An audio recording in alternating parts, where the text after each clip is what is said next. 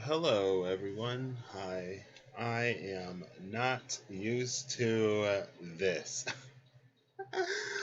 Not used to this at all, but hey, it is what it is, right? It is what it is, and it ain't what it ain't. Come on, come on. Oh, come on. Let's see.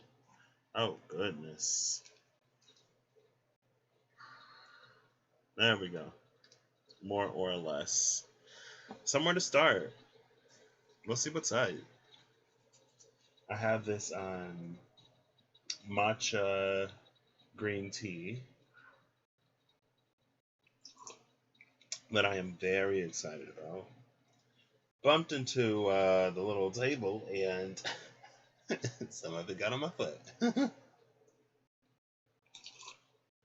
No third degree, second degree, or first degree burns of any kind were suffered. So, glad for that. I'm going to throw on my peaceful meditations playlist because I'm feeling it tonight. And we're just going to see what comes out. I've been listening to this peaceful meditations playlist so much that it's thrown off my Spotify rewind playlist of all of these songs I used to listen to, but I didn't save any of them, so now they're just gone, which is fine. I guess it just wasn't meant to be. Can I get this to play, please? There we go. Thank you. So let's see. Let's see what we have today. Let's see what we have. Today has been quite a day. Quite a day. Better than yesterday. Well, last night ended weird. But we made it to today. Anything notable? Excuse me, going on today? I'm not sure. Let's see. Let's check the astrology. Let's see what's said. Let's see what's I. Let's see what's I. So, we got Mars retrograde 20 degrees. Uranus retrograde 9 degrees. Oh, Aries. 20 degrees Aries. Uranus retrograde 9 degrees Taurus. Node is 21 degrees Gemini North.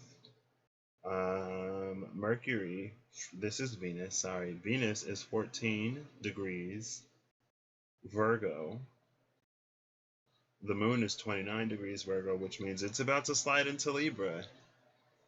But it's going to take a day and a half, maybe, before we get that new moon. And it is going to be on the 17th. The sun is 22 degrees Libra. So we had a sun oppose Mars yesterday. Mercury is 11 degrees Scorpio retrograde. South node is 21 degrees Sagittarius. Trining Mars still, right? No, Mars is a full 20 degrees. Okay, yeah. Okay. So then we have Jupiter 19 degrees Capricorn, Pluto 22 degrees Capricorn, and Saturn 25 degrees Capricorn, with Neptune 18 degrees retrograde in Pisces. So we're going to be coming up on a Venus-Neptune opposition. We're already in the space of that opposition with a 4-degree difference. Now that's interesting. I'm curious what that's going to be about. Well, with Uranus in retrograde and with the square, it could be a time to get clear on some things, right? If it were a more favorable aspect, and if, did I say Uranus? I meant Neptune. If it were a more favorable aspect, and if Neptune was direct, then maybe that would be a space of oh snap, we ain't gonna be seeing nothing right? Wait till this transit is over before you try to do whatever, because somebody might be looking real good when they come back, but they ain't gonna be on ish, and y'all know Neptune is all about illusions. Sorry. Let me stop. If I'm being honest, I barely taste the matcha in here. It just tastes like green tea to me.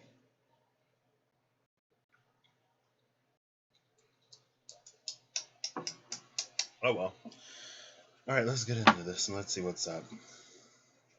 Oh, look, there's the sun. And the Nine of Cups. Love that.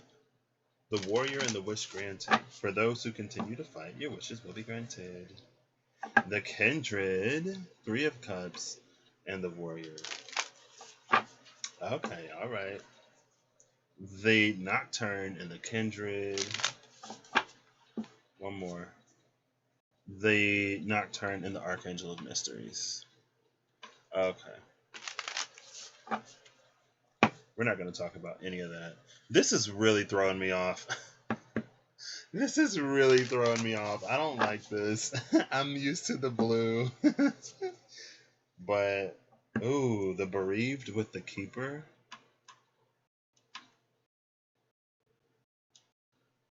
Or the Keeper of the Bereaved.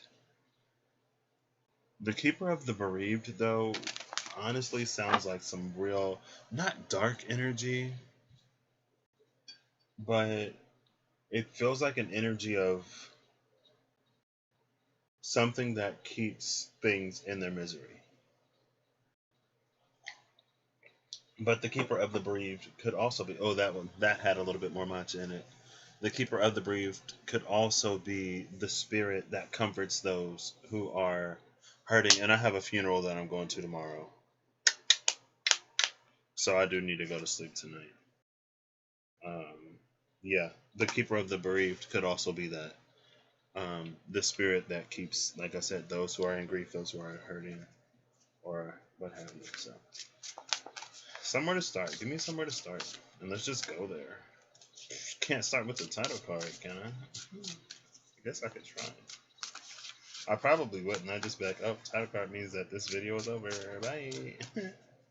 Somewhere to start, please. Can I get somewhere to start? Okay. The Mason, 3 of Orbs, with the Stronghold of the Zephyrs, Page of Swords at the bottom of the deck.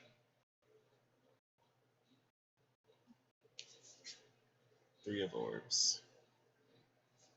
So the Mason is the 3 of Orbs. This feels like a tunnel to the other side. Right? We're in the space of Halloween. The veil is thinning. Things like that. It's spooky season. What is this up here? What's on the keystone? There's this flower and a flower on the keystone. It's not quite the rose of the warrior, the sun card. I see Omnia, Winked, Labor, Omnia, Winked, Labor conquers all. Ex Nihilo, Nihil. Is this feet? From nothing, nothing, something. I can't read this last word.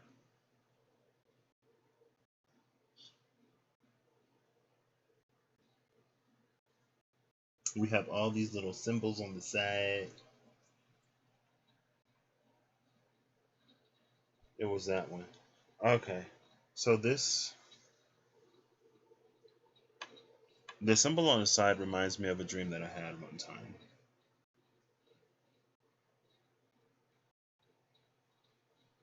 But I don't think this is about that. I think now it's a well. It feels like there is this tunnel that we're kind of sort of building to the other side. But we're not building it physically, obviously. We're building it mentally, emotionally, and spiritually.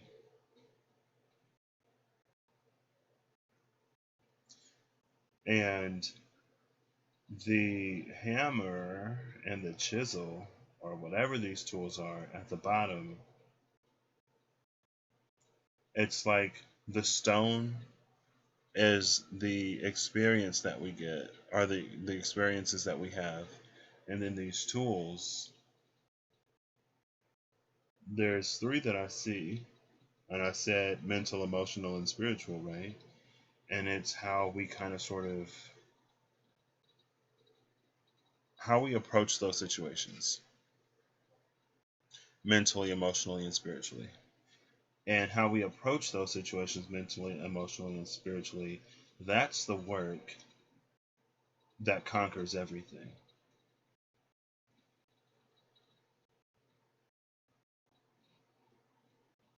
And then it's like there are these certain stones that have these magical little glyphy symbols. Y'all see them in them? And those, in certain positions, it feels like once activated, they it's like this is a gateway, it's a portal. And once these glyphs are activated, it opens to a different portal, to a different gateway, to a different dimension, to a different realm of potential. Right? So let's say that there is a realm of potential where, the girl comes back, the man comes back, you get the job, you have the kids, you get the car, you get the house, you get everything you want, right? And then let's say that there are these in between realms where you get some of those, and then let's say that there's the realm where you get none of those. And it's all based on how you mentally, emotionally, and spiritually are shaped by the experiences that you come across, but also how you approach those and put them into the framework of the archway that is this tunnel. But instead of an entire tunnel, it's just of one layer of stones, of bricks. Right? We're only building the arch. It's like you're building a doorway, and then when these glyphs activate, it opens on the other side. But it almost feels like there has to be something on the other side for it to open up to. STSs can go literally anywhere, and they may not mean anything. But I do want to see what the message of this, because this is the messenger, and then here's the Holy See, and the Holy See would keep you from going and building your own tenants. I do, because this is the messenger from the unformed lands. And speaking of, like, there has to be something like ready on the other side. Let's see what she's got cooking. What you got cooking at for us? Stronghold of the Zephyrs. Work. The Initiate. Bottom of the deck now is the Grotesque. 5 of Chalices. So she's bringing us the full card. And we just saw the Initiate the other day, didn't we? The Initiate was right here, and the Erudite was here. Nothing came out between them. I can't remember what was down here at all. I really hope this looks okay. This is bothering me. It's bothering me. And then I got these sepia colored cards on this white background. It is what it is.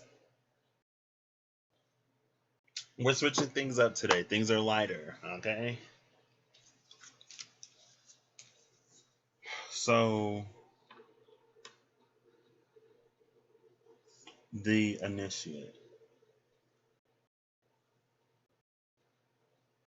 It feels like a space that's never been entered before.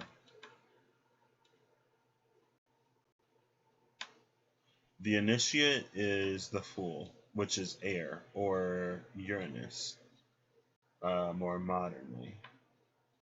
This is Mars and Capricorn, and Mars is exalted in Capricorn.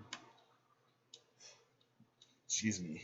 Mars was squaring Saturn before it went retrograde. So it's like, as Mars is retrograded, speaking of the work that we do, and again, how we mentally, emotionally, and spiritually respond to the situations that we come into. Honestly, with this Initiate card, it just feels like it's time for us to choose some things that we've never chosen before and to go about things in a new, lighter way. A lighter way that would have been opened up to us depending on the work that we've been doing or the work that we are still doing, with all of those heavier retrogrades, right? Um, Pluto, Saturn, Jupiter, when they were all retrograde in Capricorn. Uranus is in Taurus right now, retrograde. So Uranus would be trining this energy. Uranus trining this energy, this would have us rebuilding.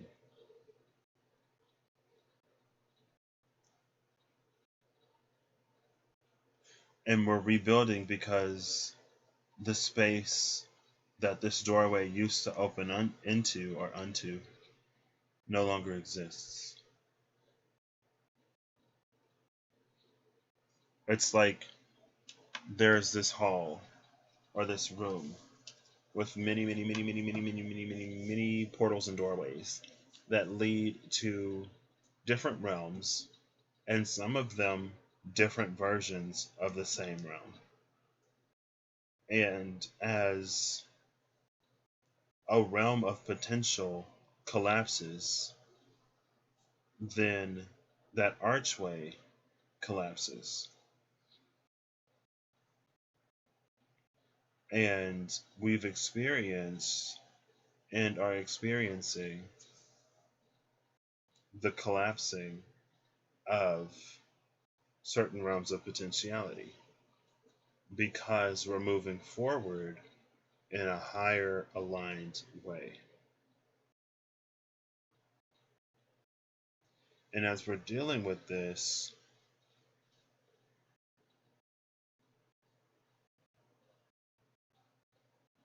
it feels like a lost feeling. It feels confused. Because again, it's like, here was this door that used to open up onto whatever, but now the door is just a door and it doesn't go anywhere. It can even be in a brick wall, right? It could be this inconspicuous door in a brick wall, and you're just like, why is there a door here? Is it like, that would be me. I'm a Pisces. Let me live. I would be like, oh my gosh, there's this door in the middle of a brick wall. I'm about to go to like Narnia or Hogwarts or something. I'm about to go on an adventure. And then you open the door and it's just brick wall. And you're like, what? But of course, you don't trust, if you're me, you don't trust that it's a brick wall. So you still put your hand on the brick wall, or you walk into the brick wall just to see if, if the brick wall ain't an illusion and if the doorway don't actually lead somewhere. Now you may be surprised, and the doorway may lead somewhere, or it just may be a brick wall. But it feels like things on the other side are being restructured. They're being built. It's giving me very much the back of the Chariot card in the Vice Versa Tarot, where the road is forming before your feet. So as you move, the road comes into existence, but if you need to know where you're going before you step, it's like you'll be stagnant and stuck forever because the road doesn't form until you step. It comes into being as you go, as you proceed. And again, if you need it to be there before you move, but it's not there until you move,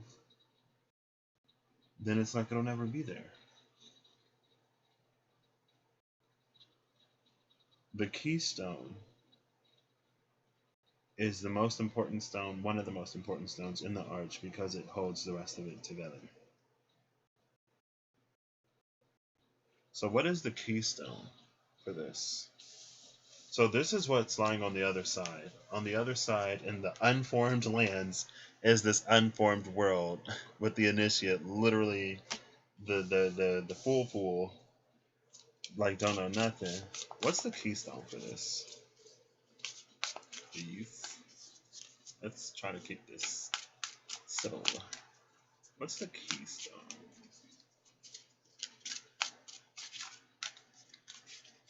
And like you can see the shadows so much more. They're so much more pronounced on this. Oh, girl, that's a lot. Seven of Swords, the Rogue, is at the bottom of the deck now.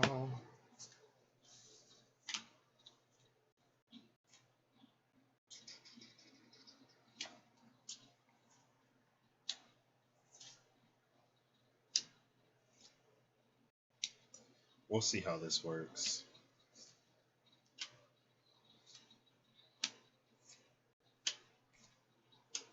Nice.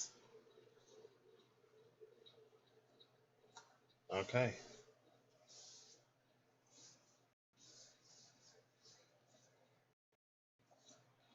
So we have the Journeyman and the Discerning One as the keystone. Mars in Aries, Sun in Virgo.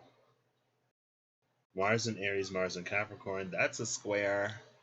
But Mars is what? Domicile or dignified? I think domicile and dignified are the same. Hold up. I thought I heard my little brother. Um, yeah, I think that's my little brother. And if he's over here this late, probably drunk. He's probably in trouble. Goodness. Or maybe he's just come to get something to eat at nearly midnight. Um, Mars is at home in Aries and exalted in Capricorn. So it's interesting to have. I mean, we've been seeing the Two of Wands, the Discerning One, a lot lately. And the Journeyman speaks of. I wish I knew what these runes were. Speaks of sacred journeys and coming into the fullness of oneself by via determination and practice. Again, it's like we have these mental, emotional, and spiritual tools. Life is the raw material, and we shape it into whatever we kind of sort of want it to be. We're going to work our way down. So, on the path of the Discerning One, is first is the angel, which is temperance.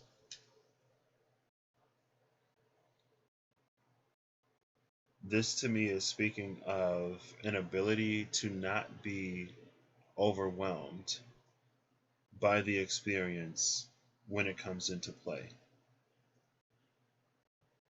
or to not have this prolonged overwhelmment of it.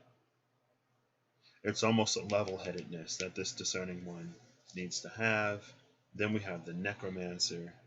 This could speak of old things coming up from the past, right? The living dead, the raised dead. That's the moon card. So we have Sagittarius and Pisces, two mutable energies. Both of these Jupiter ruled, and right now Jupiter is in Capricorn, 19 degrees. Jupiter's in Capricorn, 19 degrees. The Sun is in Libra, 22 degrees. That's a 3-degree square. Mars is in Aries, 21 degrees, so that's a 2-degree square. And nothing is in Cancer.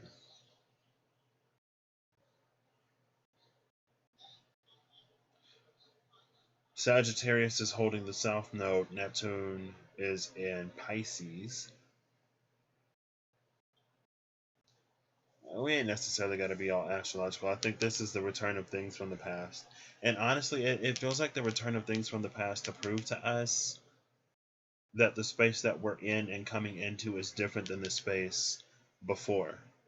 Right? It's proving to us that again, as we're coming into this initiate space of creating a new world behind that door, the old world that was there, it goes away. And whichever glyph corresponded to that world of shadow or lower potentials, it's been destroyed. Or it's in the process of being destroyed. And then here's the haunt, the Nine of Swords. And grounding this is the defector, the Eight of Cups. That's dark. Well, it's happening in the space of the night. The hunt is Mars and Gemini, and the defector is Saturn and Pisces. Look at all this Mars. Mars and Gemini, Mars and Capricorn, Mars and Aries. And again, the hunt, I feel it's the space of completing the shadow. It's allowing the shadow to take back the things from us that it is responsible for holding. But it only takes it back from us when we're not forcing it on the shadow. Right? It's like, well, if you ask nicely, if you would have asked nicely, I would have done this, free of charge. But since you wanted to be so rude about it, I'm not going to do it.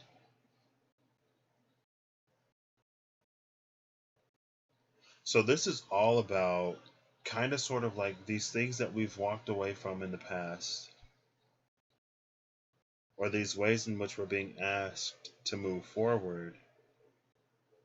It almost feels like before we completely step into this new space, they may resurface just for us to put them to rest, to resolve them, to give them the peace that they need, to give us the peace that we need. Because some of this stuff may be like, maybe we don't necessarily trust ourselves in this new space for whatever reason. And so we're going to get an opportunity to prove to ourselves that we're not who we used to be. And I feel like it's going to be an opportunity to lay a lot of those worries and anxieties to rest. Now, coming down this journeyman pathway, we're starting with the seeker. The seeker with the journeyman, I mean, I feel like that's perfect to me. The seeker going into the giver, the Six of Orbs. This is the moon in Taurus. Hey, that's me. My moon is in Taurus. Oh my gosh, I'm so giving and nice. Let me stop. The seeker is another air Aquarian Uranus energy. The seeker is the fool who's gone partway on their journey, who's like integrated and incorporated some of the things. I say that the fool or the seeker is up to like the hanged man, the outlaw, because at the outlaw it requires a shift in perspective to continue moving forward, right?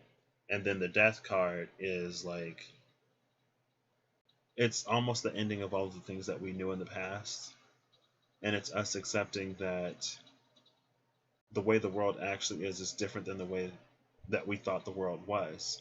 And it's not that the way that we thought the world was untrue, but it's just that there's more to uncover beneath the surface, right? So on this Eight of Pentacles side, we're seeking this sort of give and take, equilibrium, balance, fulfillment, reciprocity, everything.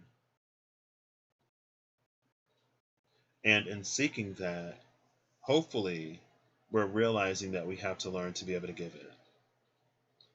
And not only do we have to learn to be able to give it, we also have to learn how to receive it. I feel like a lot of this stuff, and then the subsequent resolution with that Temperance, will put us in a position to address whatever keeps us from being in a position to receive whatever this is. Right? Then we have the Stronghold of the Veil, Page of Pentacles, and it's the title card. I was going to say I'm just going to pull off the top of the deck. Oh, wait, it's not. Okay. Work. Oh, the wish granted. Work. Okay, sis. But in a physical, tangible way. Like the Page of Pentacles is bringing this granted wish, like actually being able to tangibly interact with it. Work, sis. Yes. Sorry. Not sorry. I'm lit. I mean, not lit, but I'm hyped for that. And then we're ending it with the Death card. That transformation that I literally just talked about right here at the Seeker.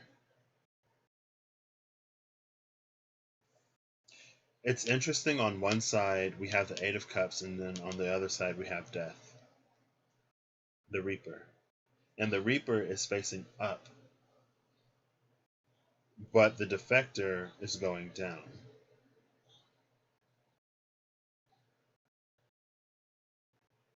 The Defector is going down, the Haunt is pointing down.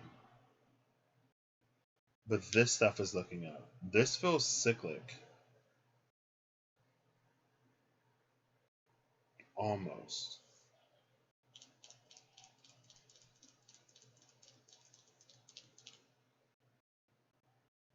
Or maybe not. Because maybe it's just that, like, these are energies that we're kind of sort of putting behind us. This Eight of Cups, Nine of Swords.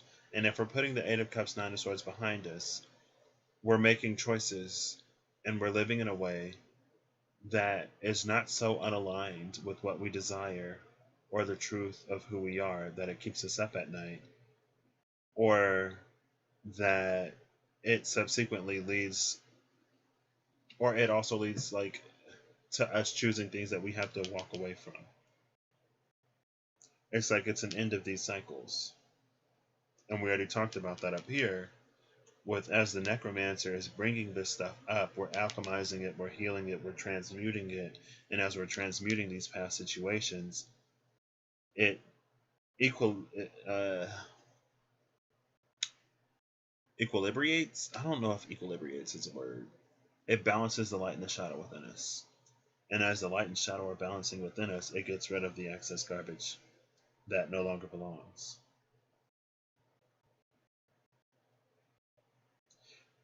And I feel like over here, we're seeking this reciprocity and this wish fulfillment. And we're seeking to experience it in a very physical way. But this side is grounded by transformation. The transformation that's required to get us to attain that last orb that's in the Staff of Power. And again, the thing about the Seeker is that the way she interacts with and sees the world has to completely change.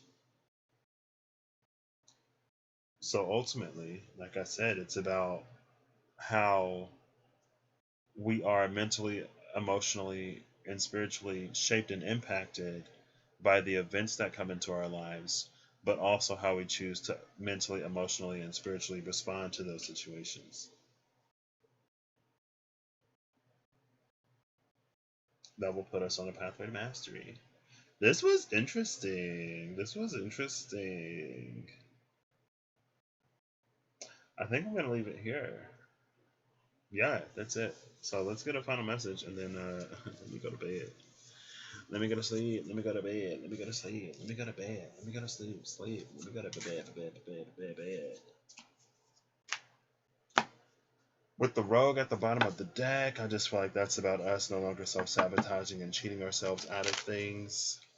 It's us no longer buying into these sort of illusions that keep us in a more powerless victim-ish-esque mentality.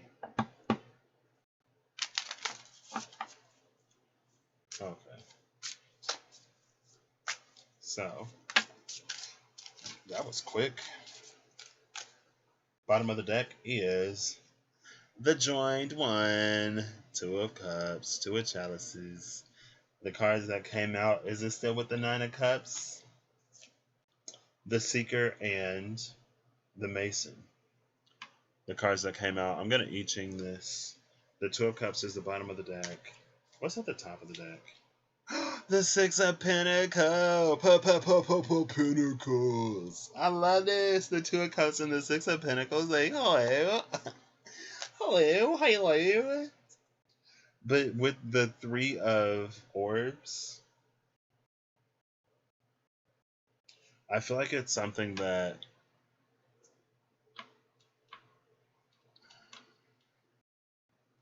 requires cooperation. Something built together, right? So it's like, just keep that in mind. Whenever you get into a partnership, or if you desire partnership, just know that compromise is something that's inherently probably going to have to happen. And it's 12:12 p.m. right now. It's to what degree of compromise you're comfortable with. And sometimes there are certain things that we are very uncompromising on, but for very trauma based reasons, I guess I kind of want to say. Like old patterny type reasons, you know what I mean? Let's turn on vertical scrolling, why not? So, what was that? That was the Seeker and the Three of Orbs. This is going to be Heaven. No, no, no, no, no, no. This is going to be Earth over Heaven. Earth over Heaven. Earth over Heaven is number 11. Harmony. Who doesn't love some harmony? I love harmony. Oh my gosh. Harmony. I love it. Harmony and balance. Libra season. Let's go. You are reaching and going beyond yourself. Let's go. This is progressive. This is good. You are willing to take risks for others, even if it might mean losing your own position. Compromise. You negotiate a compromise. Well, there you go. And observe temperance. And there's temperance. There you go. You won't regret your decision. Act according to temperance, and prosperity shall be attained. The intercourse of heaven and earth. Sacred unions. What? With the two of cups of the venom in the deck. Auspicious. At the end, yield to the natural course of cycles and changes. And I feel like there is just this energy of like needing to let and allow for things to be what they are. Right? And like in my own personal life, I have to keep asking myself, or I just find myself continuously asking myself, like, what's actually important to me? What really matters to me?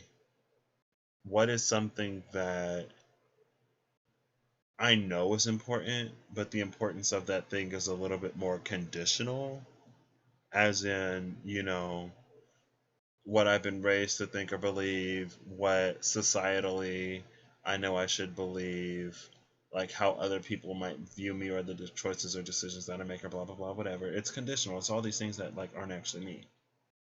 Right? So I keep asking myself, like, what is actually me?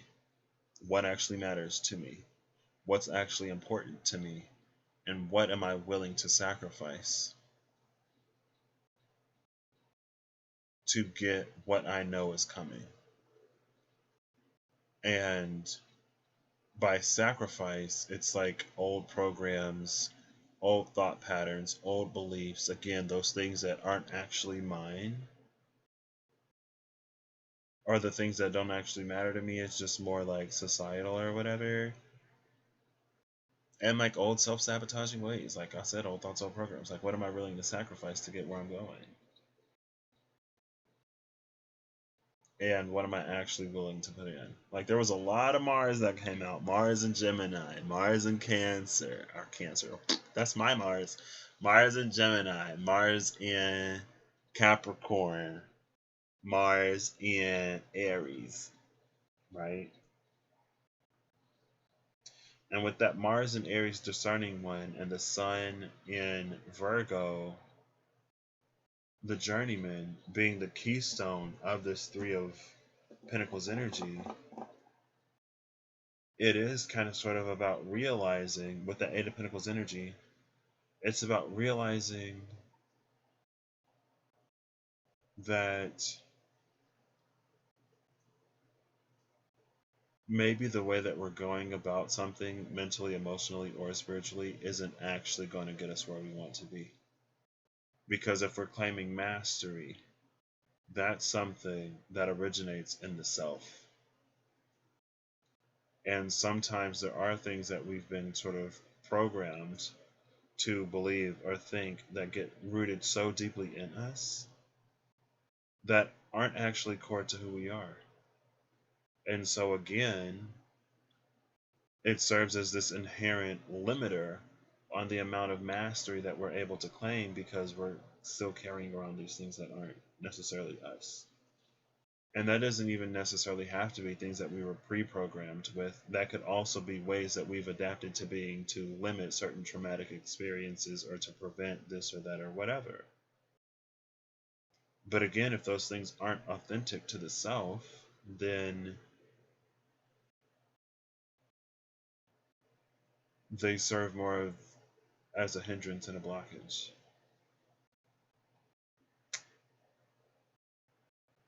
So yeah, it's going to be time to put that discernment to the test. That's what I got for tonight. I will catch y'all's later. I hope y'all have a good whatever whenever you see this, and I hope you're acting in alignment to make it even better.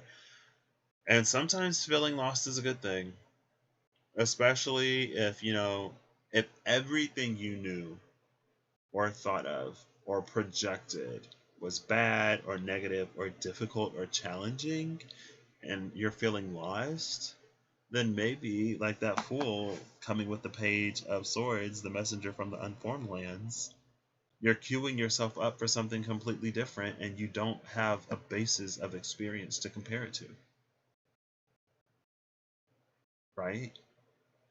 And I feel like the closer you get to that space, the more you'll feel that potential, that uncertainty, that unwrittenness, because you haven't decided yet. It's collaborative. Three of Pentacles, Three of Orbs, with the Seeker. What you're seeking requires the input of another. So keep that in mind, right? And it may not be another person, it might just be spirit.